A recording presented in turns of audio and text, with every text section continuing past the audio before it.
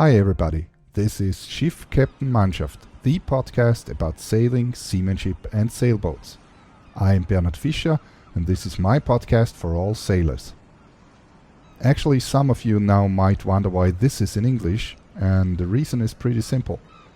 Today this is an interview podcast and I have a Norwegian sailor in the interview, and thus I decided to do the whole podcast in English. All of us know the Vikings, those brave and strong and tall men who lived far up in the north. Mainly their home was whole Scandinavia, so mostly Norway and Sweden, but they settled on different places all over Europe. They are also known for their seafaring qualities. They built those well-known Viking ships. Those could be rowed or sailed with a square mainsail. Actually, those were open boats, so there was no cabin, no place to hide in heavy weather. And with these open ships, they crossed the North Atlantic, they conquered Great Britain, they settled on the Faroe Islands, they settled even on Iceland and on Greenland, and today it's even thought that they have reached Newfoundland on the North American continent. With their boats they sailed into the Mediterranean Sea, and the boats were so flat that they even could sail up rivers. There is a pretty interesting project, it's called the Draken Harald Haarfagre, and it's a Viking ship which is built today, so it's a new boat. It's not a copy of something that was found, it's a completely new boat, but it's built after what we know that Vikings built their ship at the time then. And this boat is actually sailing around the world. They crossed the Atlantic Ocean several times. And one part of the project is that they even try to wear clothes that we think today that the Vikings wear at the time then. Of course, you find the link in the show notes down below. If you think that the Vikings have disappeared a long time ago, then you are wrong. The spirit and the boldness is still alive in some Norwegians. And there is one who constantly seeks new challenges, and probably he is a descendant of a once well-known seafaring Viking. His name is Erik Aanderaa, and I have him today in the interview. Erik lives on the southwest coast of Norway, and he owns his own boat. Actually, it's a 35-foot Contessa. And of course, he regularly sails out to the Atlantic. And what he's doing is not just day sailing and drinking beer. He's really challenging himself and showing cool stuff. Actually, I found Erik on YouTube. He produces amazing videos, which I can strongly recommend to everybody, independently if you're a sailor or not. In his videos he sails out and documents everything, and you can actually see every step he makes, and he comments it also, and films everything from a lot of perspectives. And it's not just the story of a hero doing great stuff, it's a story of somebody who is a real human and who also experiences sometimes probably fear or makes mistakes or stuff like that. Every year he sails from his hometown in Norway across the North Atlantic to the Shetland Islands to attend to a Viking festival. This is actually a distance of 200 miles, and that's probably not the big challenge if that would be in July, but the festival every year is in January. So Erik crosses every year over the North Atlantic in probably the worst month you can choose, over to the Shetland Islands. He is not a man of many words, but he is a man of action who pushes constantly himself and his boat towards new adventures. Let's listen to the interview.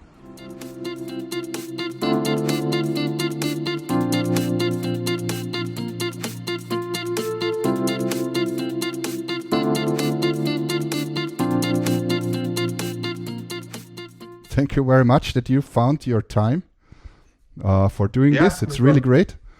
Well, probably let's first stick to a current topic. It was pretty windy the last days, even in Austria here. So there was this big depression. In England, they called it Chiara. I don't know what the name was in Norway. Yeah, it was the same in Norway. Yeah, there is a fun fact. In Germany, they call it Sabine. And I always thought that this is the names are chosen somehow internationally, but now I found out that in Germany you can buy names of depressions, and so they sold it already to somebody, so they renamed it to Sabine. However, it was pretty windy. I guess I watched it a little bit on the windy. It was even extremely windy in southwest Norway. Yes, it was southwest. Yes, it was an high water level as well. Okay, so huge waves and, well, probably some emergency cases, or hopefully not. Okay, so I think the next is forming already. But however, let's talk a little bit about you. I actually found your videos about, I'm not really sure, 1 year ago, I think, like that, roughly 1 year ago on YouTube. Pretty Right. impressed of what you're doing. It's cool stuff. Actually, I found you because one of the videos says it's titled "Crossing the North Atlantic" or something like that, and I started to work on a project which deals with sailing in North Atlantic. So that's how I found you, by accident, actually. But meanwhile, I saw a lot of your videos and really cool stuff. So I decided to do this podcast. Because I create a podcast since 1.5 years, but usually it's in German. So let's talk a little bit about you. So actually, how did you come to sailing? So probably it's obvious if a Norwegian lives there to go sailing, but not all Austrians are going skiing. So probably that's true for Norwegians also. So how did you come to sailing actually? Well, it was my father was buying me a little dinghy when I was 11 years old. And I was kind of forced to try it out because he wanted me to try it out, to have a small boat to be able to fish from the boat and stuff, you know. So started out, I guess, from there, and I learned how to sail that little dinghy, and yeah, I got hooked, I guess. Okay, so you were dinghy sailing with your father to learn to fish and sail, and that's it. And at some point, you decided to buy a boat when you was grown up. Yeah, I got hooked in sailing by that little dinghy then because I was sailing around on the flat water, and I wanted more. I wanted to see more, and I'm a pretty adventurous guy. I've always been that since I was a kid. So I started out buying a bigger boat, and bigger and bigger, and at the end I ended up with the one I got now. At age 24, I think I bought Tessie, this last one. Okay, this is a 35-foot Contessa. I think you showed it in the last video. Yeah, right. And how long do you sail with this boat? I've had it for 16 years now. I've been down to Malaga in Spain. I sailed solo alone down in 2006 and 7. So, and have you been to the Mediterranean also with it? I have been, yeah, yeah. I was about to cross the Atlantic Ocean to Caribbean, but the weather was just too bad. So I turned around and Okay. headed back to Norway. Okay, but probably time will come. Do you intend to retry the Atlantic crossing? I mean. No, not in the nearest future. I'm having some other plans coming up, so I like it better up in the cold weather in the North Atlantic. Yeah, I know about the new project. I already saw the preview videos, of course. Then once you did it, then crossing the Atlantic on the trade winds is probably boring.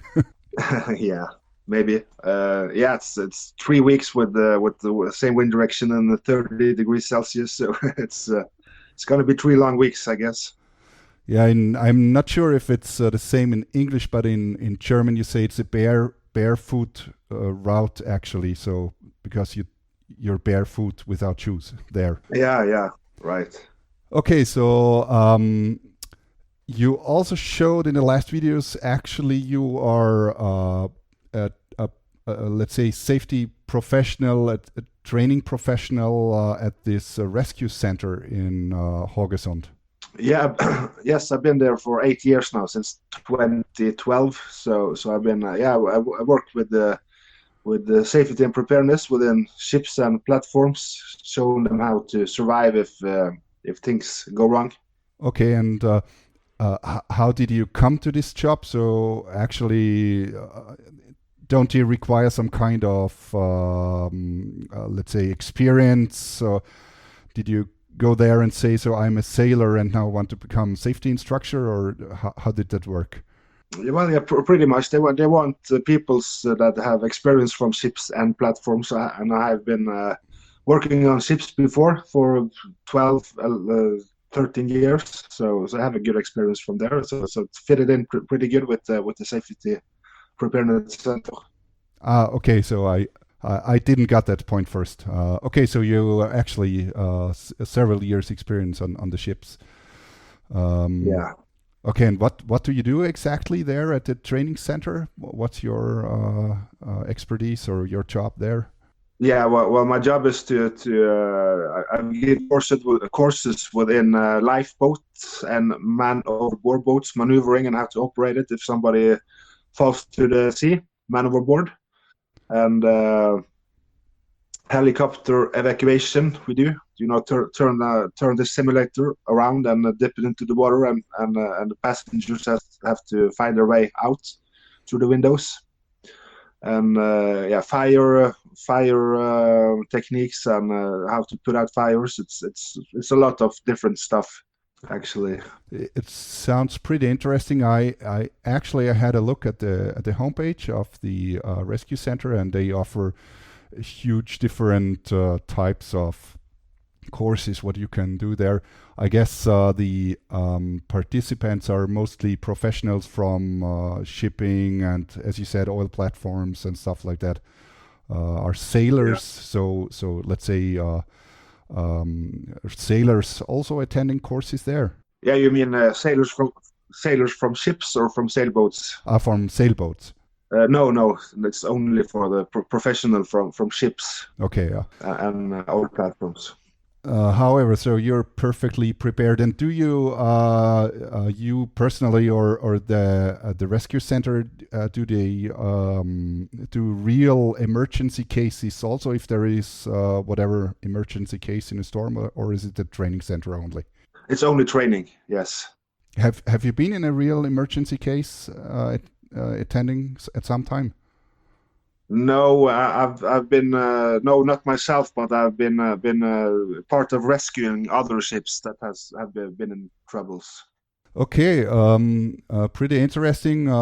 Actually, the training center interested me so much that I almost think about attending one of these courses.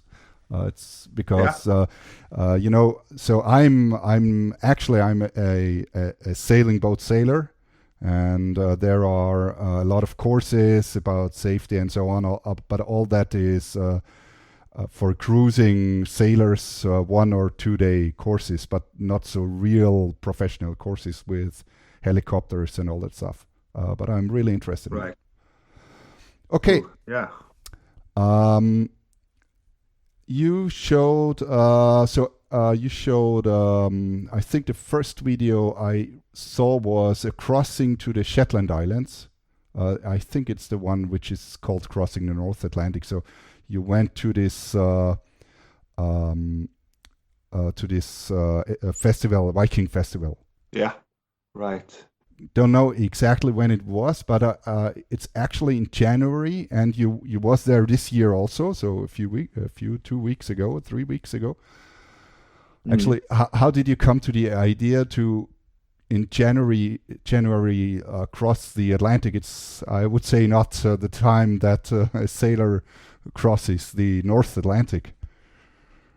Yeah, well, I've heard about the festival, this Viking festival called Up Hellia on Shetland. So I've known it for many years, but I don't really wanted to participate. So just in 2017, me and my friend Sigurd, he was a colleague at Rescue with his own sailboat. So we just plunged in it, and we made a deal to sail together in each our boat alone to this festival, and it's in the last Tuesday in January every year. So we had to do it, and we did. And did your friend Sigurd also sail so in parallel? Yeah, well, he has a slight faster boat, so he was in 3 hours before me, so he slipped away from me pretty fast. Oh, that's good. And what about your other friends, not from the rescue center? Don't they, or your family, don't they think that you're crazy doing stuff like that in January? Yeah, pretty much, yes, they do. Especially my mother. Okay, I believe that. Um, Yeah. so 2007 was the first time, and you since then you got every year there in January. Yeah, this was the third time now. So I've been there in 17, 19, and 20. So this is the third time. Okay.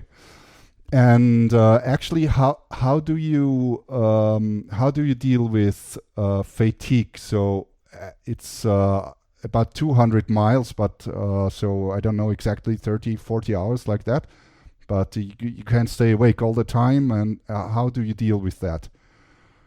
I just rest down on the couch in the saloon for maybe 10, 15 minutes. Then I go up again, and then it's up and down. I don't have any routine actually. It's just take it as it comes. But I get all the sleep I need when I get to Shetland in 30 hours. Okay, So it's not too bad. so that really works. So you trust in your I don't know, in your feeling that you be awake in 15 minutes, and that worked perfect last trips. Yeah, it's not possible to sleep because you're listening to sounds all the way and the movements of the boat. So it's yeah, it's not possible to sleep when you're alone. Not for me.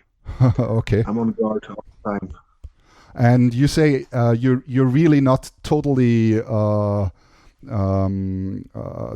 exhausted after this 30, 40 hours.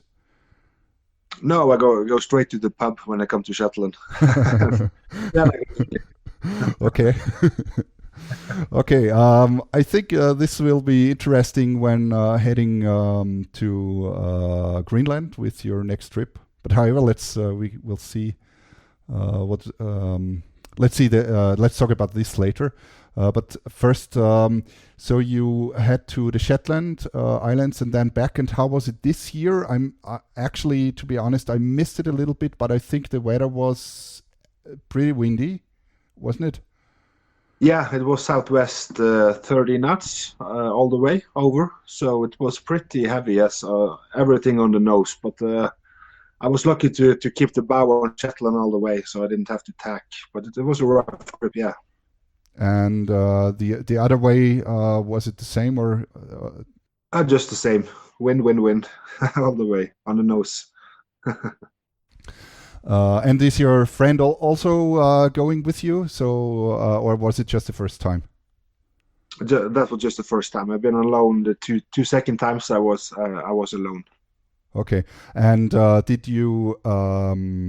So, of course, you collect experience while doing this. So, compared to the first time you did it, what did you improve, or was everything perfect at the first time? Well, all depends on the wind direction. But the first time it was very windy, but I had a wind from south, so I had it a little bit aft of my beam, so that was not bad at all. But this time it was on the nose, and that's a whole other game because it's much colder because you get the water over the boat all the time, and if you stay in the cockpit, you suddenly get a big shower and you're just completely wet. You have to go down and dry up, and then out again, and then another wave comes. So it's many different kinds of experiences based on where the wind is coming from and waves. Okay, but this is actually mentally to you, and of course, and physically because of the water and because of it's cold. And Mm. the boat is the same condition more or less, or did you improve? So I know there you showed several improvements, but that's I think because of the new trip you will do. And Yeah, well, I got a third reef in the mainsail. That's pretty much everything I did from 2017. I got a radar Mhm. to see the surroundings, and yeah, that's about it for safety measures, I guess. But I'm mostly used to sailing. I've been sailing the boat for 16 years alone, all over Europe, so I'm pretty used to it.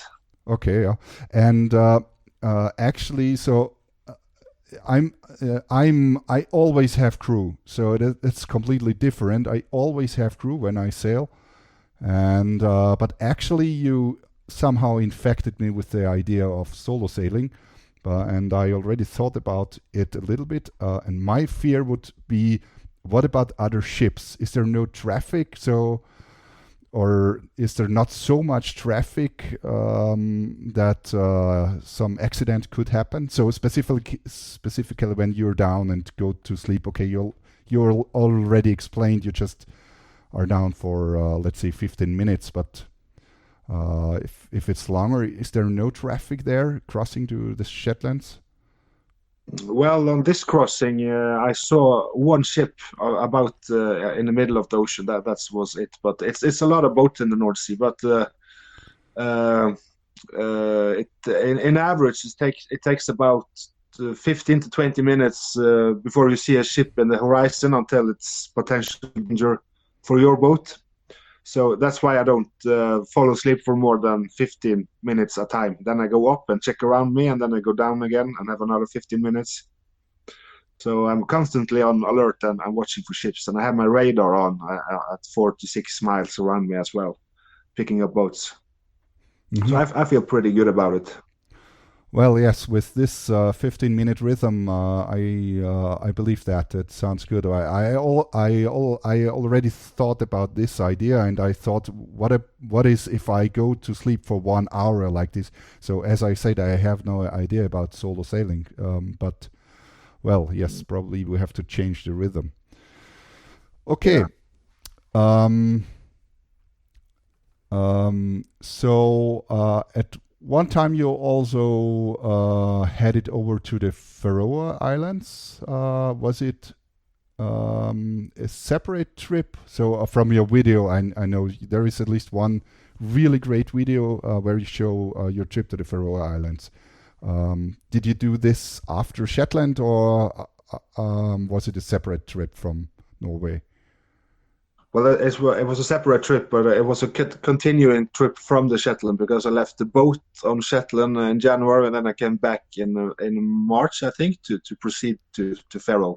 Ah, okay. So okay, so it was not directly in winter. So No, it was Easter, April, I think, March or April sometime. okay, the weather will be then not so heavy, I think, in on average than in January in the North Sea. No, it's better, yeah. Okay, and you went to the Faroe and then back directly to Norway again. Faroe. I went back to Shetland, and then from there to Norway Okay, in one with a go. stop by. Okay, okay, okay. Yeah. So let's well, as I said, your videos are really very nice. I found one where you showed all that equipment that you use, so a lot of cameras and GoPros and all that. But still, it's really professional video editing. So, did you do? Is it a do-it-yourself try for error, or do you have somebody who taught you a little bit about video editing and all that? I taught everything myself from the start, but a lot of YouTube tutorials, I guess, a couple of hundreds of hours watching Okay. how to. So, but yes, self-taught all the way. And you need all the material, of course. So when you try to film a scene, do you prepare this in the way that, let's say you're on the way to Shetland, for example, and do you think, so now I'm try to make a video, and you put all the cameras out and film it, and then you say something, and then you put it away again, or are the cameras permanently filming, and does it happen, let's say, in between everything else? I don't plan any. The only thing I plan is the start, when the start of the video, when I talk. I have to make something, say something funny in the start, and after that it's just by accident, Yeah. all the way over. And yeah, if something occurs, something happens, I quickly take the cameras up and I try to film it. Okay, I understand. Yeah, because it looks really in the way that really professionally edited. So you show the waves, and then there's a cut, and it shows the boat from, let's say, from the mast top, and then from the front and from the back, and cut by cut, it looks like if there is a camera team of 5 people doing all that. Yeah. Okay. Yeah. Yes. It's all in the cut. Yeah. Let's talk about your new challenge. Actually, you have this preview video launched in December or something like that, and there was in January, before you went to Shetland. There is the where you talk about the safety equipment. And at the beginning of the video, in the first seconds, in the first 10 seconds, there is you show a route that you head over to your Greenland. So that's actually your new challenge. Let's tell me a little bit about the plan, or as far as the plan is ready to talk about. Well, the plan is ready, so I just need July to come here now, because I'm ready, and the boat is about ready. So yeah, I'm going to Greenland. I always dreamed about seeing Greenland and the icebergs and the people living there. Been a lifelong dream. So now it's hopefully going to happen. And how did you plan the route actually? So there's just a short preview, a few seconds. So you head up north on Norway and then cross to Jan Mayen, and how exactly did you plan that? I'm going to the north of Norway because it's obviously a shorter ocean route from north of Norway to Jan Mayen, to shorten down the ocean stretch. And it's also because I really want to see the islands in the north of Norway, the Værøya and Lofoten. Lofoten. And, Lofoten, yes. And the wind direction is more preferable up in the north to get over to Jan Mayen than if I should start from Haugesund. So it's for geographical reasons, I guess. Okay, and so you head to Lofoten and the other islands, and then so it's also probably because of the currents, or didn't you care about that? No, the currents is what it is, but it's the wind I'm thinking about to get better, preferable wind directions up there. Okay. Yes. After the first seconds of your video, I cried, "Oh no!" when I watched it. My wife was sitting beside me. This is because Jan Mayen is on my list of islands that I want to visit with the sailboat at some time. They said, "Oh no, he does it." Well, yeah. Actually, there is. Nobody knows that today, but in 1882 there was a important Austrian polar station there, an observation station for temperature and climate and stuff like that. And somebody, yes, I read somewhere that the remains of this station can be seen even today. However, From Jan Mayen, you cross over to Greenland then directly. Do you have a goal, a specific destination, or just hit the coast somewhere? I'm going to a place. It's a difficult name. It's a little place called Ittoqqortoormiit. It's at the beginning of the Scoresby Sound. You can see the huge fjord. Yes, Scoresby Sound. It's well known. Yeah. Yeah, so I'm going in there, and the only city in there is the Ittoqqortoormiit. It's about 500 people, and it's very remote location. So that's where I'm heading. That's interesting. So, well, it's said that the eastern Greenland, the eastern coast of Greenland, is one of the most inaccessible coasts of the world because, well, of the ice and the Greenland current, which may bring ice all the year, stuff like that.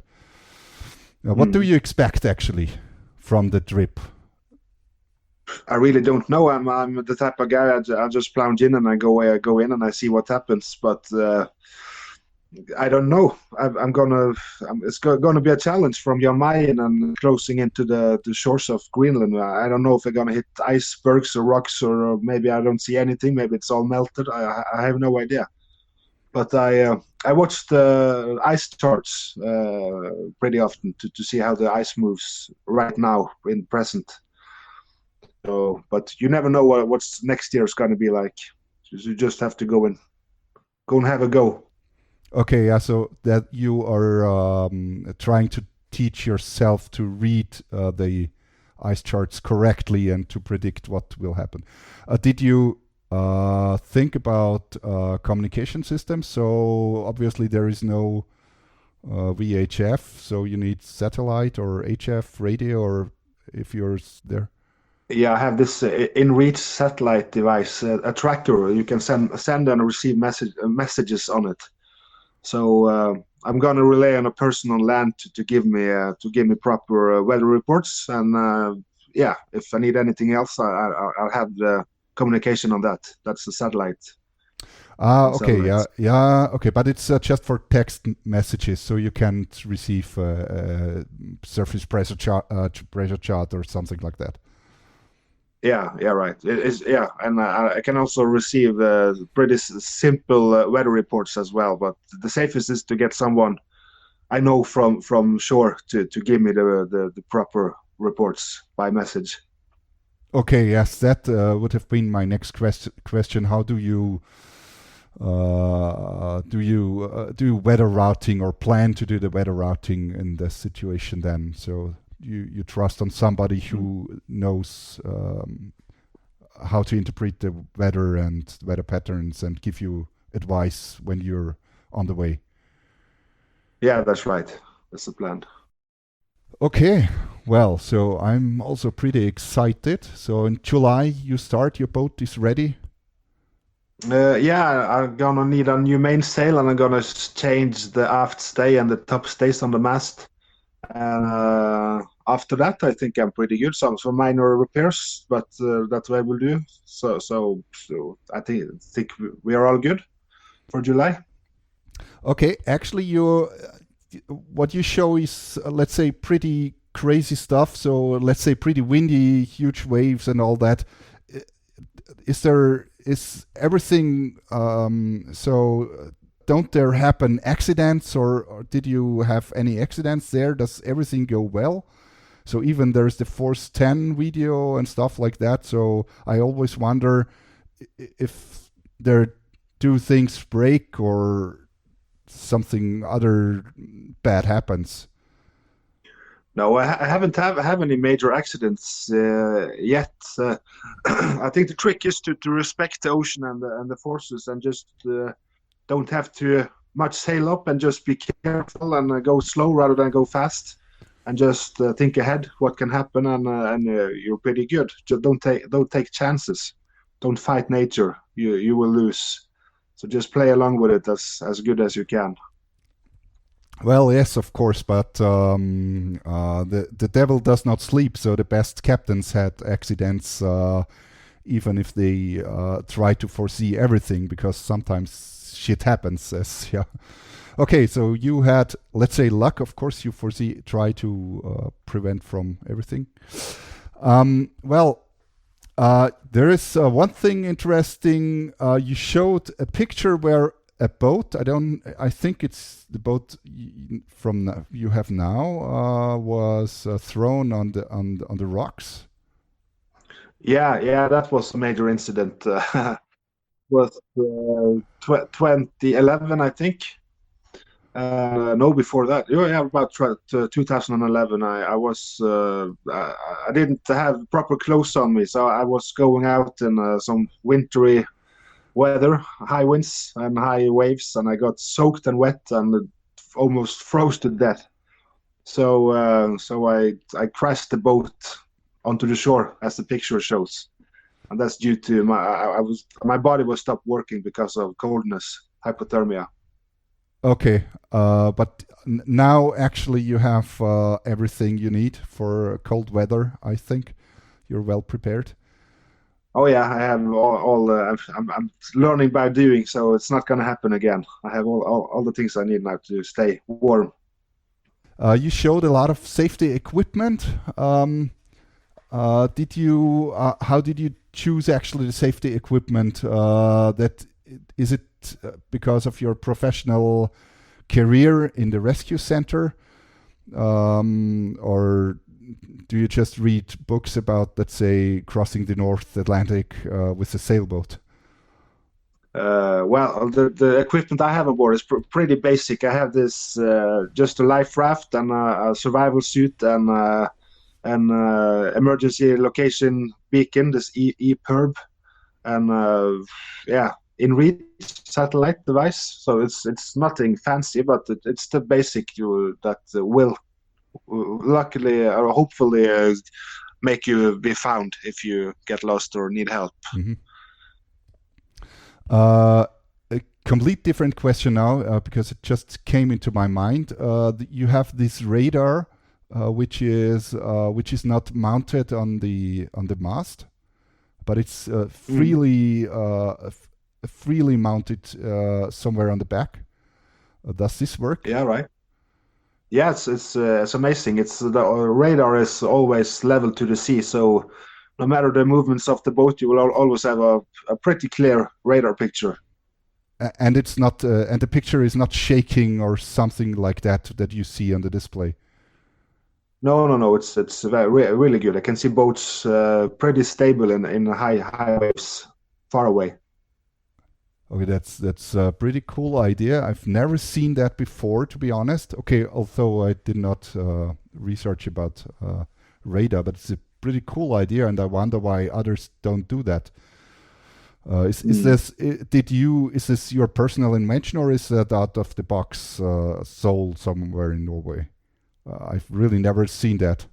It's out of the box. Yes, it's for sale. It's pretty expensive, so I can see why not everybody just runs and buys it. It's expensive.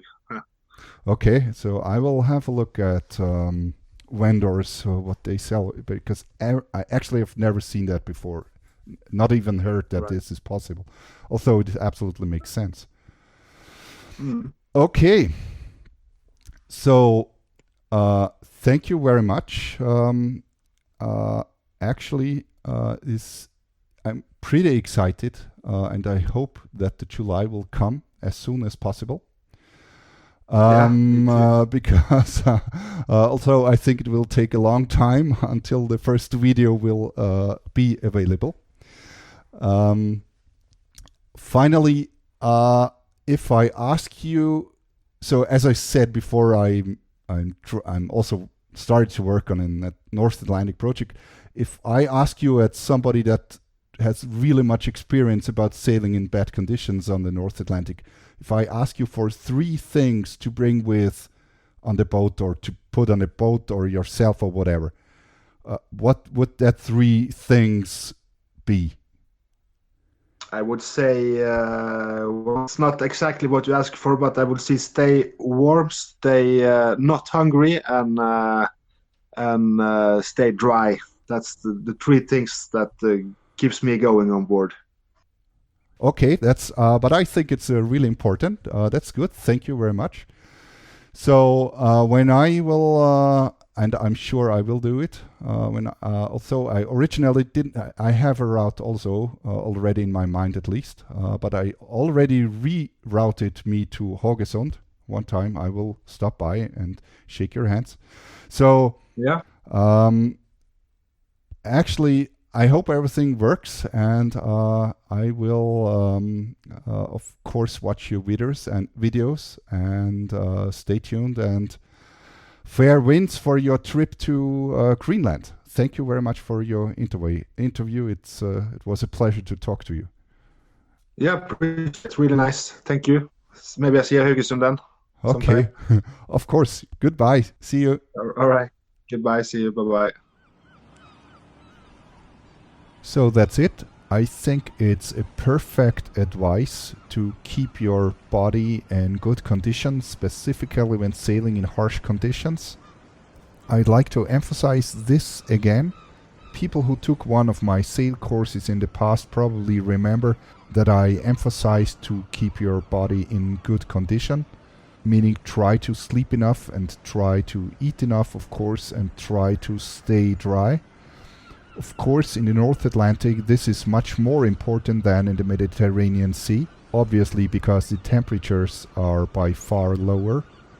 But believe me, when crossing the Mediterranean Sea in December, it can still be very cold and it can be very wet and exhausting.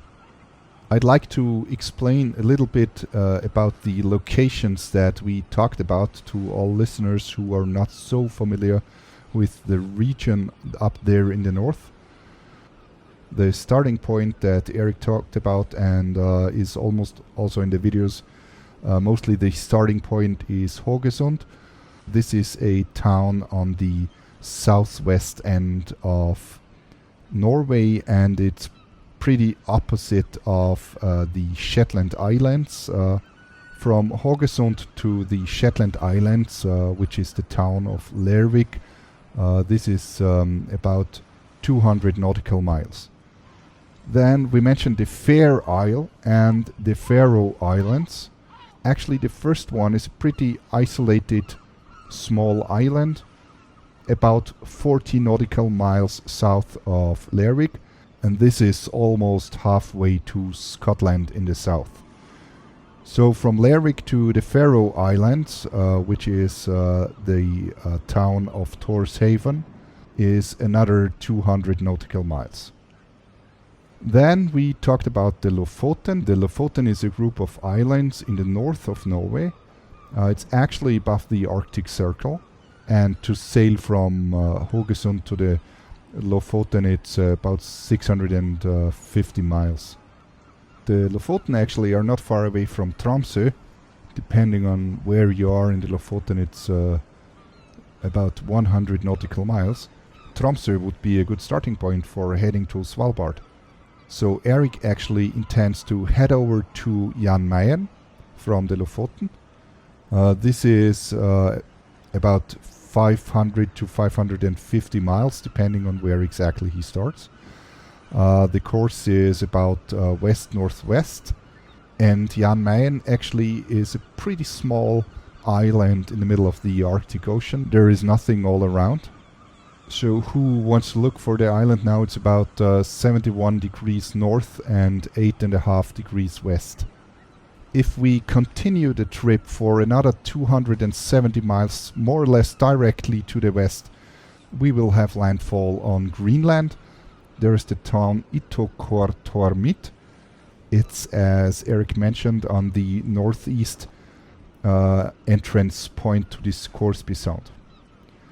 And the Scoresby Sound seems to be the first sound which does open from the ice in summer. So the whole coast of Greenland further north is the whole year closed with fast ice. So that's actually the reason why it is such an inaccessible coast.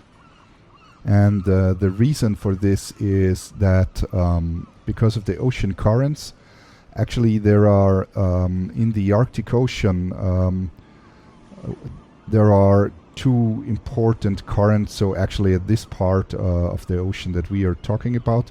So on the eastern side there is the well-known Gulf Stream, and the Gulf Stream actually is responsible that Norway is inhabitable so far into the north, because the Gulf Stream goes up there and up to Svalbard and further into the Arctic Ocean.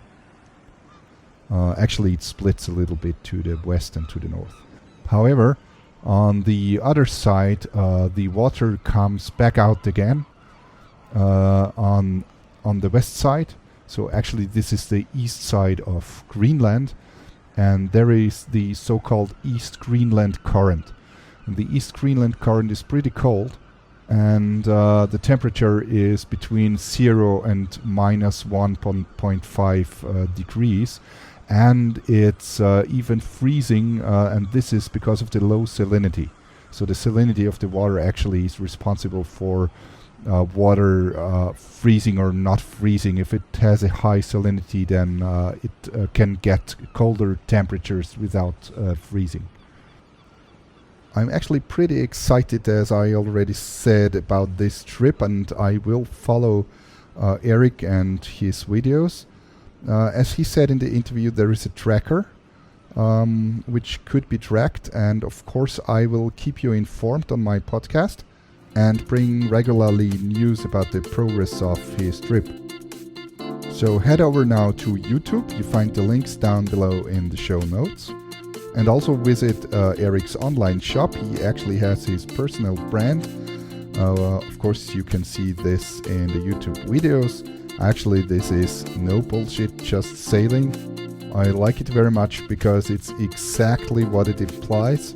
There is no bullshit talks, no blah blah, no cocktails and beaches. It's really just sailing.